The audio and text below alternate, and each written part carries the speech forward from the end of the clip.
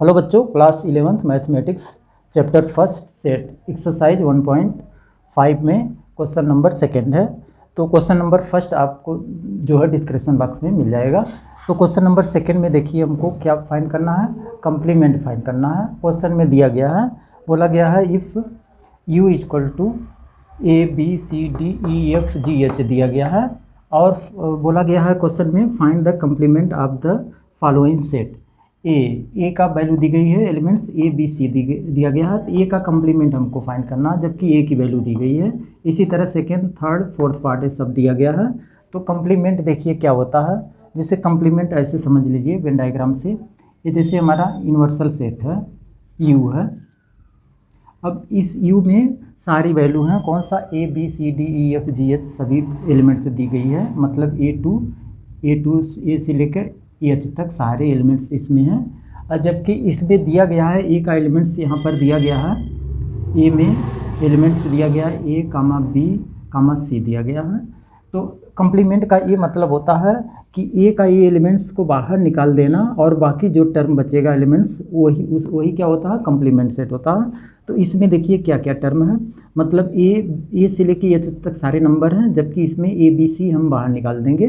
तो ABC बाहर इसमें निकाल देंगे तो हमारे पास क्या बचेगा, वही कंप्लीमेंट होगा। तो हमारे पास ABC बाहर निकल गया तो बचा क्या, ABC बाहर निकाल लिए तो DEFGH बचेगा।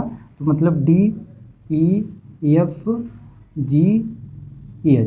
तो यही कंप्लीमेंट हो जाएगा। तो मतलब A का A' कंप्लीमेंट होता है, तो ये कंप्लीमेंट इसी को कहते हैं। अब जैसे देखिए हम कंप्लीमेंट का डिफिनीसन क्या होता है, ये डिफिनीसन यहाँ पर लिख देते हैं। तो कंप्लीमेंट को A' से डोनेट करते हैं। A' इक्वल टू होता है x such that x belong to universal set.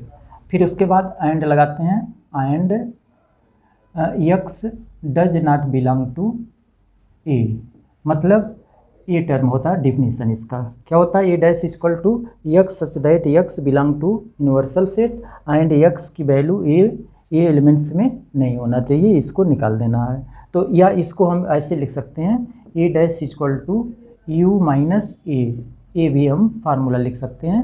U minus ए का मतलब होता है U के वे एलिमेंट्स जो A में न हो। तो मतलब यही कंडीशन भी बोल रहा है कि x का U का एलिमेंट्स x में होगा, बट लेकिन यहाँ पर A का एलिमेंट्स जो है x में नहीं होगा, तो वही यूनिवर्सल सेट होगा। तो हमको अब निकालना है, क्या निकालना, फर्स्ट A का कंप्लीमेंट निकालना है। तो मतलब यहाँ दिया गया है A की वैल्यू दी गई है ABC, तो यहाँ पर कंप्लीमेंट निकालेंगे तो A' equal to universal set हमारे पास है ABCDEFGH तक है, तो ये लिख लेते हैं ABCDEFGH। फिर माइनस करेंगे, A की वैल्यू दी गई है A, B, C दिया गया है। तो अब इसमें से हम इसको माइनस करेंगे तो यही A' आएगा कंप्लीमेंट। तो क्या होता है, U के वे एलिमेंट्स जो A में न हो। तो देखो कौन कौन सा A है, तो ये हमारा यहाँ पर भी है, इसको हटा देंगे, B को हटा देंगे, C को हटा देंगे, बाकी जो टर्म बचेगा वही हमारा कंप्लीमेंट होगा। तो हमारे पास क्या बचा कल्ली में D, E, F, G, H, तो यही हमारा आंसर आ जाएगा। अब इसी तरह हमको निकालना सेकेंड कंडीशन का। सेकेंड में दिया गया है B इक्वल टू DEFG दिया गया है। तो अब यहाँ पर भी वही काम, तो फार्मूला हम अपने से बनाएंगे, यहाँ B कंप्लीमेंट बनाएंगे। तो B कंप्लीमेंट इक्वल टू यहाँ पर क्या हो जाएगा, B हो जाएगा। अब B की वैल्यू यहाँ पर रखेंगे, तो B की वैल्यू हमारा दिया गया DEFG, तो यहाँ लिख लेते हैं DEFG।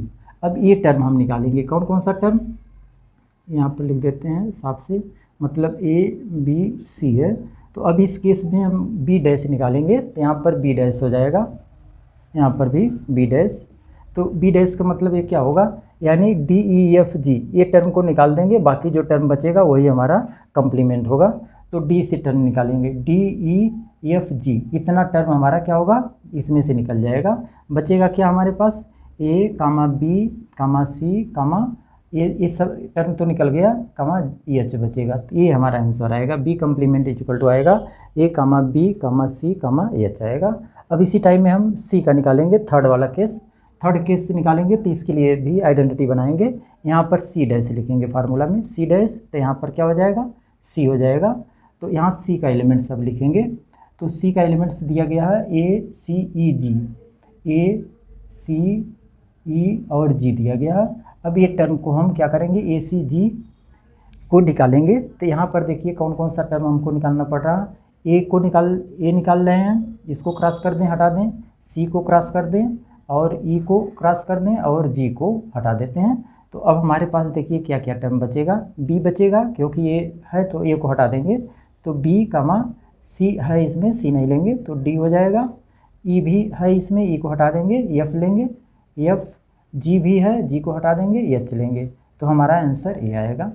मतलब यहाँ पर सी कम्प्लीमेंट वैल्यू आएगी।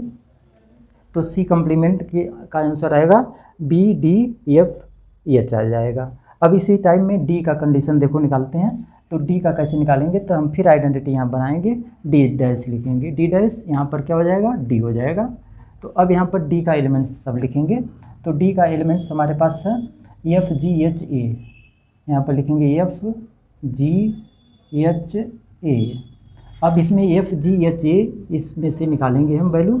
तो देखिए क्या बचता है, तो यहाँ पर आ जाएगा डी डैश, डी डैश, यहाँ पर भी हमारा क्या होगा, डी डैश होगा। तो अब इसमें एफ जी एच ए निकालेंगे। तो एफ को निकाल दिए, जी को निकाल दिए और एच को निकाल दिए, फिर ए को निकाल दिए। इतना टर्म को हमने क्या कर दिया, निकाल दिया। तो बचा हमारे पास क्या, बी बचा है और सी, फिर डी, उसके बाद ई, और बाकी सब टर्म जो है हम क्या कर लिए, ये सब हटा दिए इसमें से। तो यही कम्प्लीमेंट होगा। तो मतलब डी डैश इक्वल टू आएगा बी कामा सी कामा डी कामा ए। तो इस टाइप में हम कम्प्लीमेंट निकालते हैं। इसके आगे वीडियो देखने के लिए डिस्क्रिप्शन बॉक्स में देखेंगे तो अदर वीडियो मिल जाएगी। ओके।